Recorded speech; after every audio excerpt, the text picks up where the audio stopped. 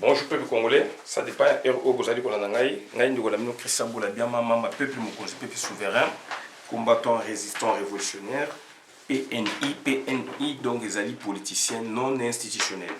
Politiciens non institutionnels, les alliés politiciens, Oyo, donc Azali Kolanda, Makamna Bosholo, Azali politiciens, Oyo Azali Kolanda Makamna Bosholo, P Azali Kosala Makamu Oye Sengeli, Nandenge Oye Sengeli. Bande Konangai, donc toye a pona koloba makambo ya mboka, toye a pona koloba makambo oyo ezali ya mboka na biso penza, donc ezali makambo concernant ba politiciens congolais. Bande konangai biso on a vécu avec des grands politiciens.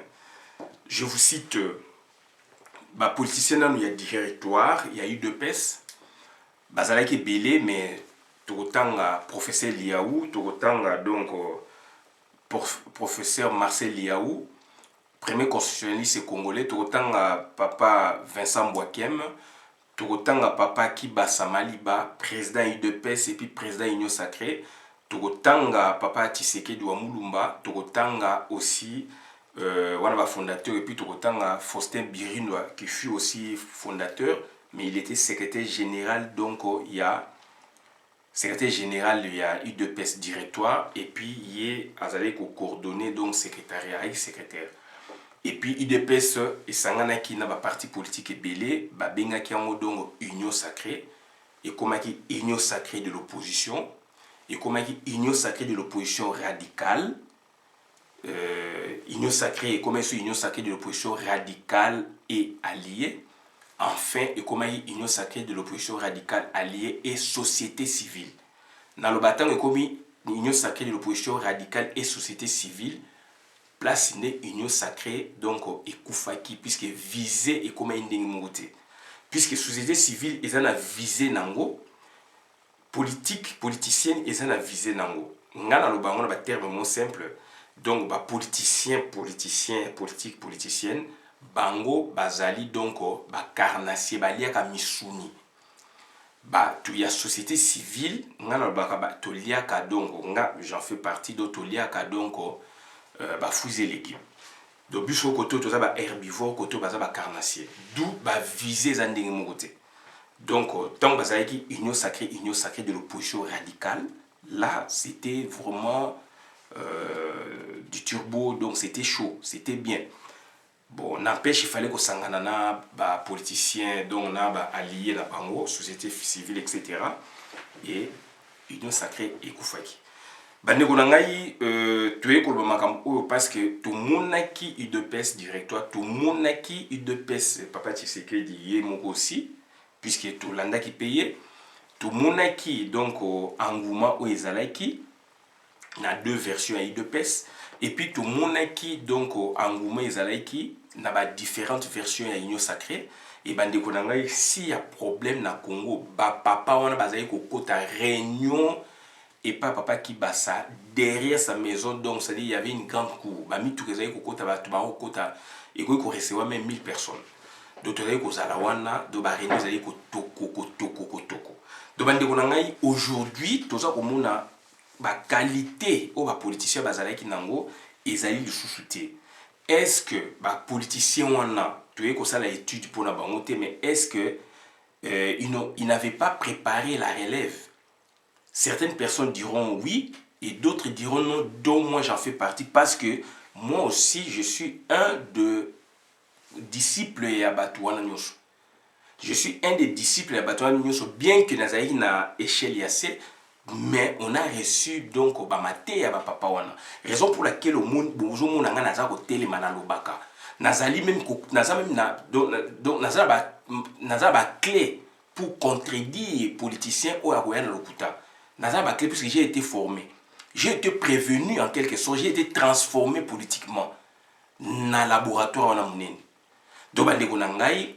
Donc c'est très important, madame Tozali Kolba, puisque Mboka Nabiso ekei na buru yeke. Donc on a na pays Nabiso Tozali na politique moko expansionniste ya libanda eye et kangi ya biso. Et ça lokola biso moi je suis équatorien équatorien donc na bamboka na biso kuna tozala nyama ya féroce ya makasi ezali nkoi léopard et na ba village na biso tobokolaka ba taba bangulu bameme etc. et na butu léopard aya abimaka puisque toza na kata forêt bandako yango oyo cuisine na nsima donc lelo wana c'est l'avenue de part et d'autre c'est la forêt déjà bomona banyama nde bakoleka boye na butu bokoleka bomoni makolo nzoko alekaki wana na butu donc nga nakenda village mama bamemanga na papa na ye mwana moke na omona ndenge koko na nga oyo mama ya mama donc ndenge akotya ngai na mokongo to kokende kotika mwinda banzoku donc na bilanga na ye banzoku bayaka wana kotya mwinda pétrole nzoku na mosika ta bamona mwinda pétrole akoya te na omona encore koko na nga mamangu akufa bien sûr donc voilà donc na mboka nzoku babimaka même pas père dernièrement dans la Kenya na 97 tomoni makolo nzoku nzoku abimai atambolai na butu moni donc tomoni makolo léopard donc bango bayebi o eza makolo léopard o eza makolo boy na moi même bo léopard auto leka banyama ebele boko mona ba makako bazawana boye tout ça donc c'est la forêt équatoriale ba chapu na parle même pas donc bandeko na ngai pour vous dire que et biso to tokendaki donc na 82 papa tinde biso village puisqu'on avait l'habitude papa zoti na biso ye mo pe okende comme ma biso donc na 82 donc to komi na village avant village na biso to moni 4 tabac léopard mais na tongo a kati bango 4 bibembe ya tabetana etanami wana léopard alekaki wana donc léopard abimaka ayaka akangi banyama atie bango ba griffe allié biloko elingaki olia pouf ye wana akei donc pouf ye wana akei donc c'est à dire bato ta bakoya ba constater et bato bakovandela bakoloba bato bakovandela bakosala bakoluka ba stratégie bakosala ba piège et j'ai vu na 97 léopard tellement habillé bataba mingi ya mboka côté mama na ngai. Donc, ça dit, sali ba piège. Sali ba piège, mboka, kangaka léopard wana. Léopard à côté na piège, a yendenga ya kana pam, ba étudier ye, ba spécialiste na mboka bazali pam, nyamana koyaki, kangaka léopard. Et biso ba mongo to liaka appelé léopard. Donc, c'est fou, c'est pour vous dire que donc, c'est-à-dire, mboka na biso, donc, ennemi à côté, il y a longtemps, mais toujours kangaïti. Mais toujours au monde a un impact. Azako bomo bandeko na biso, azako sala boye, mais lorsque yé azali ko boma, azako déranger, azako piller, tel que vidéo mo ezoko circuler chinois été pas na biso, azuma belé na biso kité zali wana, au combien d'années ya exploité to habité, azalaka wana, batu na kaité, si tu en as pesa pe répertorié té. Donc ezali travail ou salamaki anamo pour na que ata donc bino bozali makamo ezongi pour na bo recouvrir place wana donc il faut travailler il faut yeba donc bandeko na ngai donc il y a des choses où ezali ko sama na Congo expressement mais par contre na période il y a union sacrée on a vu quand il y avait problème ces papas là donc organiser des réunions extraordinaires pour en parler. On a vu ça. On a cette méthodologie de travail. Ming bazali wana bazala ki na union sacrée. Hein? Moi ndambu bazali wana bazali na union sacrée. Ba papa wana lelo bazali te oyo bazala ki donc ko initier biso bazali lisusu te. De ngelo ba ke donc ça dit mboke kufi batika ki matière te batika ki relève te. Nous on était là. Bamsou bazala ki wana lelo basombi bango bakomi ba olenga ko ba sombi a préféré ba sombaye pour na aya ko distraire bato après puisque a comme na mbongo ebele donc azana réserve ya mbongo autant banda autant a bongisi bandeko na lui-même il crée maintenant des ministres a comme patriarche de ba philosophie politique mo ngona to boité olingi ko aider ndeko na yo famille na yo mais botala na pemboka soki ya bien aider famille na ye opuna bien aider famille est-ce que nana ko aider Congo puisque Congo yo zali physiquement so tambola ngaza physiquement na tambola Congo c'est pas une personne physique. Congo c'est un territoire puisque c'est un état, c'est une population. Donc, c'est un pouvoir. Donc, Congo doit être, n'est-ce pas, organisé par les personnes physiques. Et les personnes physiques, là, on va créer mibeko ya mboka. Mibeko oyeye bandeko na ngai ezali ya bisote. C'est un état dans un état. Expansionnisme et tout nakata Congo ba incrusté yango ba baki yango na kati. Pono yeba yango ndeko il faut bongo et sala. Et complicité ezali ba politicien ba lingi kolobelo ko moko te ba koti batu peur moko bleu, panique bleu et koti na batu moyen ba loba ezate. Ce n'est que maintenant grâce na yo, grâce na ye, grâce na biso pe ba combattant, ba résistant, nde sikoyo to pousser sur l'accélérateur et que makambo ekomi ko bima quand même.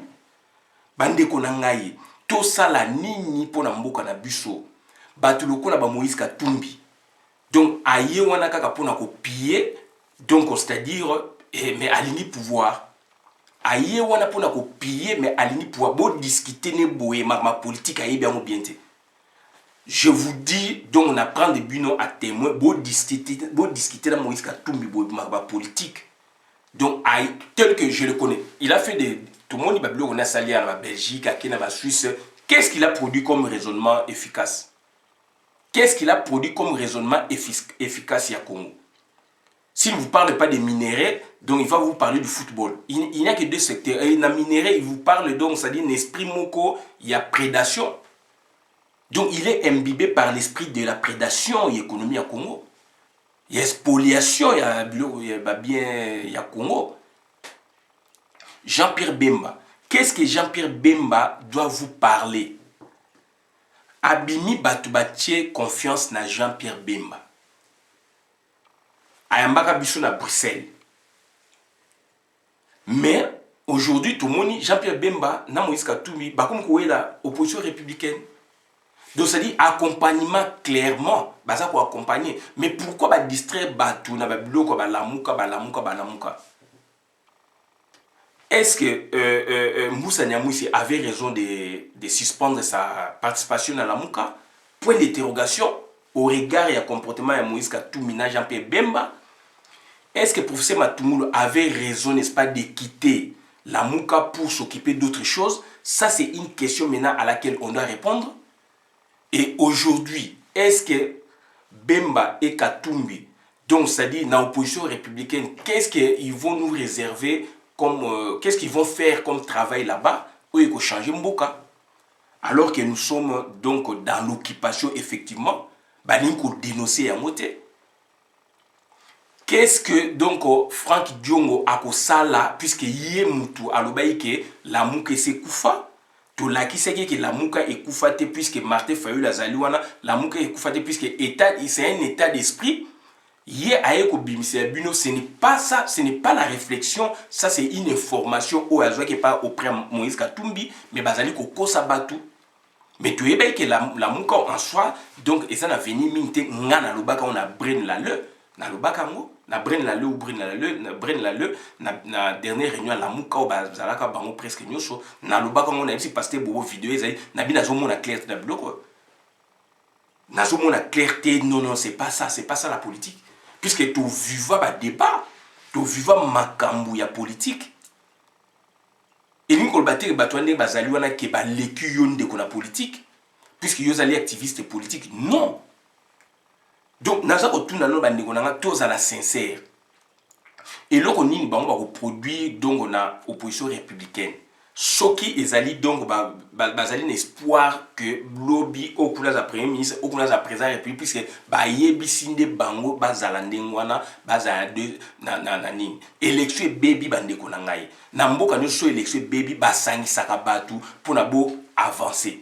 Mais bango ba lingité puisque tout tu pas ouais lingi que donc ça dit ba bébé sélection ba ki na bino ndingona calme vandi neti tempête de sama mikolo après tempête donc ça dit calme vandi bango sko ba avaler 5 ans ba ili bino susu ba tricher pour na ba tricher les bango ba ti mutu ya bango ko linga après susu tempête go yabu ba apaiser puisque ba obimisa ba guignol moko ndengwana ba kitisi bino température ba consommer bino aujourd'hui ba consommer biso combien d'années et développement Congo ezali wapi mais okoyoka Frank Diongo aza koyebiso makama avec conviction alors que ezali makama réflexion te puisque bandeko nanga il y a des choses so mutaza koloba il faut landa est-ce que ezali réflexion ou ezali information oyo nga naza kosala naza koloba eza biloko ya réflexion. Et puis, il y a des réflexions simples. Tout le monde peut réfléchir comme ça. Il y a des réflexions vraiment, donc, ça dit intellectualisées. Oui, il y a des réflexions, donc, il y a sens commun, il y a tout le monde. Mais il y a des réflexions très poussées, intellectualisées. Comment? Donc, il y a des réflexions simples. Mais Frank Diongo, il y a des sabino qui azali danger, a y bien information que l'amour que c'est koufa, donc organiser donc Joseph Kabila a battu une élection. Et donc, il y a un dialogue, transition, Joseph Kabila a organisé tout ça. Je l'avais contredit. Je pose un droit contredit, tu as argument contre argument. Alors, est-ce qu'ils allaient réflexionner ou bien ils allaient donc information à la carte masolo? Puisque tant qu'ils allaient information, soit aux la carte masolo comme acteur, ou donc ça dit semi-acteur, donc vous allez entre acteurs, donc vous allez kati ou vous allez acteur principal, ou vous allez donc vous allez acteur direct ou indirect tout le bas, soit vous allez monter au bas pécio information puisque le comment vous allez babi le bas. Donc il y a zali ko bas puisque vous allez na kati ya ko boma Congo na Moïse Katumbi na kati wana po ba organiser ni do na ba JC Mwemba etc. etc. Mutuloko la Gabriel Mokia. Gabriel Mokia nani azalaki kosepela na ete. Mama oyanga paraît-il azalaki kosepela na ba discours ya Gabriel Mokia na Congo. Tant Gabriel Mokia bimi babi mama oyanga azalaki kosepela na Gabriel Mokia na ba discours na ye makasi. Ngapeta on a yoki bon na komi kolanda ye mais après na ye komona vie accueilli à côté. Azalaki ko défendre ne ba ndaku na ye oyo ba botolaki ye. Est-ce que c'est à ça la politique pour na aya ko défendre banda pour naie ou bien il fallait avanda donc ça dit à ça masolo mususu. Donc voilà bande ko ngai donc to boité soko za na loko oya yo zui ou ko défendre ngo ou peut ko utiliser ba relation na yo so za na droit na yo ko joa to boité mais pourtant to yoki to landié vie mokia a BBC politique na ye likolo ya ba bien oyaye lelo a recouvrir ba droit oyaye est-ce qu'il peut pas s'arrêter là atika politique par exemple est-ce qu'il peut pas s'arrêter là atika n'habite atika politique puisque a luki objectif ya lingaki a récupérer ba droit na ye banda ku na ye oui puisque Cour suprême ba boye PC ba raison comme tout oui ba PC en définitive mais est-ce qu'il peut pas s'arrêter là qu'est-ce qu'il va nous proposer à nouveau vieux Gabriel Mokia mais ce sont des gens au bazar qui travaillent pour donc Félix Antoine Tshilombo et batumusu ba obela que état des droits puisque Gabriel Mokia a joué ndako mais non puisque Cour suprême essaie de trancher et comment est-ce que ba réhabiliter na ba droit na e Cour suprême essaie de trancher ba jugement ezako bima ba par-ci par-là mais cela ne veut pas dire na cas d'espèce ya Mokia on peut dire qu'il a raison par rapport à Boy par rapport à Boy mais ngelo baté état des droits non état des droits eza ya mwana te état des droits ezako se reposer sur la séparation nette ya pouvoir séparation nette ya pouvoir entre pouvoir exécutif pouvoir judiciaire et pouvoir législatif mais pas na biso c'est pas ça le cas. Donc c'est pas compliqué mais c'est la mauvaise foi. C'est donc au Congolais, il veut inventer des concepts oyaye, azako raisonner selon le monde oyaye. Et Batouana, ils se disent opposants.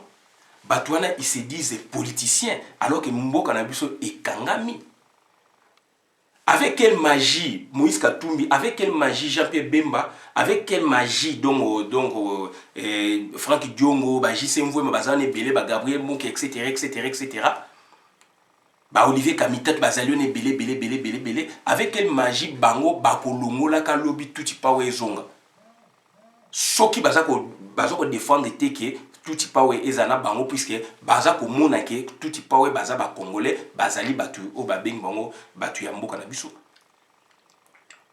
D'autant que Bazako dépend d'un avancement grade, Bazako dépend de la promotion de Bango politique, donc, et que vous avez tout y pawe.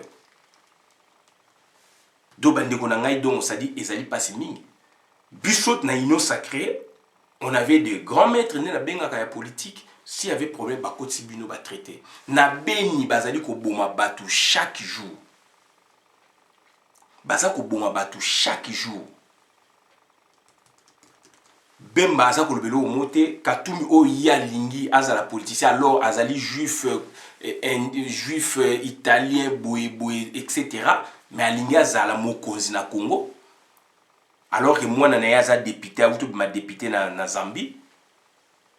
Ye moko akendaki donc na tombe ya ndeko na ye na Zambie eza normal mais mentalité bomba oyo la biso précipitamment nani komi na Congo te puisque Manuel Valls azali donc français a commis français à l'âge de 16 ans a commis français à l'âge de 16 ans azali donc espagnol premier ministre de France a tiki France accueilli ko postuler na makambo ya mairie à Barcelone et simbaki te na Europe mentalité na eza déjà avancé biso biloko wana ni comité puisque nationalité na biso pe na mouvement donc eza bongo te mutu lokola Francis Kalombo je n'aime pas même en parler botala ndenge ba gymnastique azali ko ça batu lokola ba jekoko puisque bazali wana sikoyo bazali donc na tuti power bazali sikoyo ko naviguer na UDPS on ne les comprend pas on les saisit pas mais vous devez les comprendre.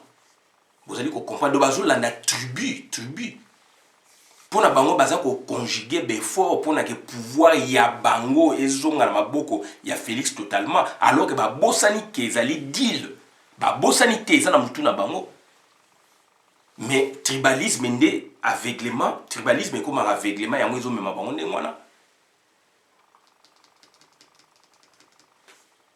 évêque Mukuna ye ba promettre azala donc azala président ya Seni lobby yango azosala ba aventure ba yokani na ba Félix ba yokani na tuti power ba yokani na ba service de renseignement ba bazo commissaire opposant moko boy mais to panzaki yango merci donc JC Mubenga na yoki alobi yango puisque a joué yango pe na source wana ezali information o ba pesaki ngai bandeko nanga il faut aussi la distingue entre information et réflexion ils ont ndenge moko te toza koya ko lobela bino il y a des makamo ba bengi information toza ko lobela bino makamo ezali réflexion simple et puis il y a des réflexions intellectualisées donc ça dit to bengo actualité ya Congo mboka na biso ezingami na bapaya il faut biso lelo lobby to za na mboka na biso na maboko tozali étant client ya Rwanda, Burundi, Uganda, Tanzanie donc il y a ba tout type toza étant client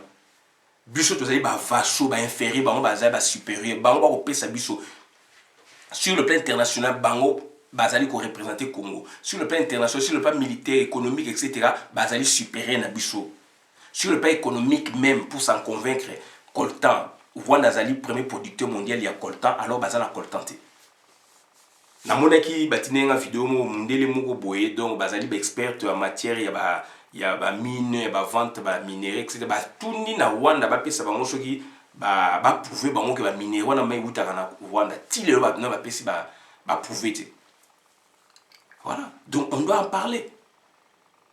Moïse Katumbi mbili na politique à Congo pour amener quoi comme politique comme philosophie politique oyo biso ba congolais to ko lobate yozo betele maboko yozo mona eke ayebi te ce sont des pillards oyo ba pilleurs même ba pour na donc ba déstabiliser Congo. Moïse Katumbi bande koranga est-ce que vous bosani que Israël ayaki ya na sommet à Bata il y a 3 ans comme ça pour na ba kota na Union africaine et Union africaine et boyaki demande wana baza même deux membres observateurs Union africaine et boyaki lokwana Israël bande koranga est-ce que vous be lokwana bozo sa politique est-ce que vous voyez que Israël est tenté qu'il y ait na sommet à Bata ya Union africaine à Bata il y a 4 ans Israël et yaki pona ezala membre permanent nakati ya Union africaine alors toza na bango racine mokoti et bato ya Union africaine baboyaki dans l'entretemps a opé ça va aide par-ci par-là donc ça dit kokota wana membre simple lobe comme membre permanent à côté na Union africaine puisque ayebi ke nkita ya monde des années en Afrique bobosani ke Israël babi ke donc ba réserve ba minerai soki ba nini ya roi Salomon ezaka na Congo d'après l'étude na bango. Et aujourd'hui, lobi so toza mutu lokwa ba Moïse Katumbi, un de leurs pions na kati ya Congo, lobi akoteka Congo, o lelo baza koteka Congo lelo ezali muke. Ba Rwandais baza koteka Congo ba pénétrer za muke. To boyite to lingi coopération. Mais koza bokonzi et pas na biso ndenge Moïse Katumbi aza na projet wana na ba tuti bazali ko tindika ye, moi si na Rwandais, italien, grec, juif etc. Aye pona appuyer Congo, aye pona lobby azala bokonzi ya Congo, alingi kozala même maire ya ville te, alingi ne azala donc azali gouverneur ya ba minéré na Katanga, alunga ninga komande président de la République, lobby bandeko na mboka na biso tekami. Je vous dis Israël ba yaki pona donc na sommet ya Union africaine na Bata na Guinée équatoriale pour baza membre alors que tozana lien na Israël te. Cette fois-là, africain na biso baboyaki. Haïti va mettre en puisque Haïti donc ezali africain. Haïti donc je pense que coach officiellement Haïti ezali africain. Babo siéger donc na Union africaine. Bande konanga ozo sa politique est-ce que bloc on a oyebi yango. Et ça bloc mon simple oui to les 4 ans. Et ça bloc il faut boye ba yango. Donc ba Moïse Katumbi bazali do ba danger permanent. La politique à Congo n'a pas année à venir. Le danger permanent la politique à Congo n'a pas année à venir. Et bah Jean-Pierre Bemba so baza ko réagir té, ba boyebo baza ko réagir té, ba tuwana lelo ba diongo baza ko réagir normalement té, baza ko loba makam na confusion, l'habitude à la force d'habituer même à l'inhabituel et loba professeur qui tete ki kuma omombo, grand maître, un des grands constitutionnalistes congolais. Malheureusement pour fois que son âme repose en paix, makama mabe le fait que vous voyez dans le normal, tout comme vous ça bateau, tout comme ça alors que Mboka na biso yaki na ba leader, une élite politique.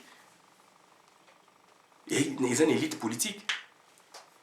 Donc Mboka na biso déjà guetté na ba vautour, na ba charognard politique wana. Donc na année à venir soto zali makasité bateau ba ko boto la Congo, so ba boto li Congo ke libela. Et ko zonga sona Mboka na biso te. Congo ke libela. Et que je suis un bon absoluté. Tout ça va xénophobe. Tout ça va xénophobe. Tout le monde va tout. Bossa la politique, bossa la bilanga, bossa la commerce, oui. Mais Moïse Katumbi ben intention na pour na lobby mboka na biso za ndingini. A côté kango na Israël. Puisqu'azali juif. A côté kango na Israël et bokonzi na biso ekei. Bosomi na biso ekei. Et Israël c'est une grande puissance, une des puissances moyennes. Il y a un monde qui n'a travaillé ba Kanyango, Congo et Kei. Congo et Kei, c'est fini. Avec quelle force, avec quelle magie on peut se reconstituer pour la lobby bo konze zonga na mboka. Ils ont raté. Bilo qu'on a ils allaient mingi en Afrique.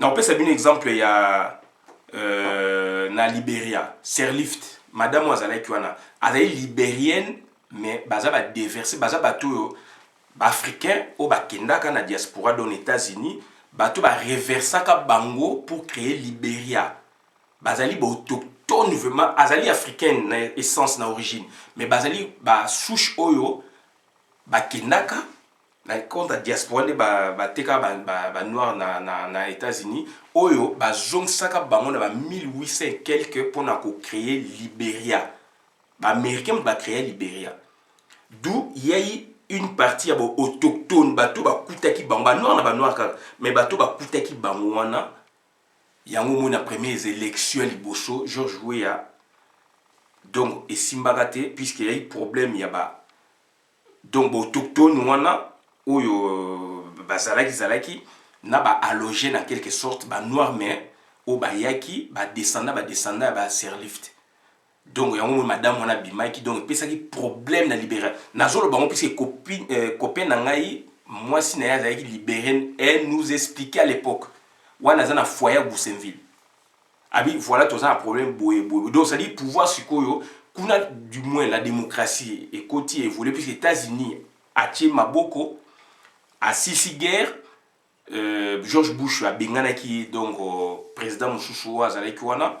donc batie moi pe yango moni évolution zo sama, mais il y a un problème, il y a groupe moko ba noir au ba utaka États-Unis ba zongsi ba utaka Afrique ba États-Unis ba descendant na ba yaki ba créer Libéria, mais ba kutaki groupe moi ba tu bazaka wana l'intérêt des terres ba yaki na côte kasala mélange, donc ba we asko baza ba autochtone ba mso so baza ni ba logène.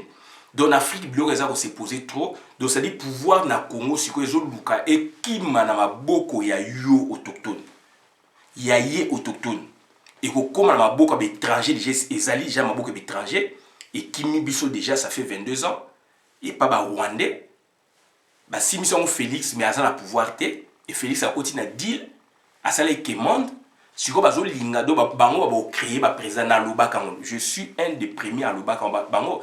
Babolinga ba créer un président et danger zali encore que les cas si Moïse Katumbi a commis président de la République na Congo lobi tokomona o bakomona ba relaxa bino moi développement mais donc richesse à Congo et Kenya Israël bandeko na voilà autre et puis Israël c'est la ramification dans le monde, donc ça dit le Congo c'est fini, on va vous exterminer et donc bango ba soir ba vandi ba jubo konzi libela donc bandeko na ngai il faut tous à la prudent, il faut tous à la éveiller réveiller ezali mboka na biso ezali xénophobie mais Moïse Katumbi so nga sa politique asa la politique ya se ya likoloté puisque ba ambition na ye azali ko kende na opposition républicaine pour faire quoi azali skoyo azali ko tester bino amoni ki boza faible a somba kabina a somi famille Tshisekedi pour na ya moni ka somi batino subisote a somi famille Tshisekedi avec 15 millions de dollars na complicité na tout power asali musala makasi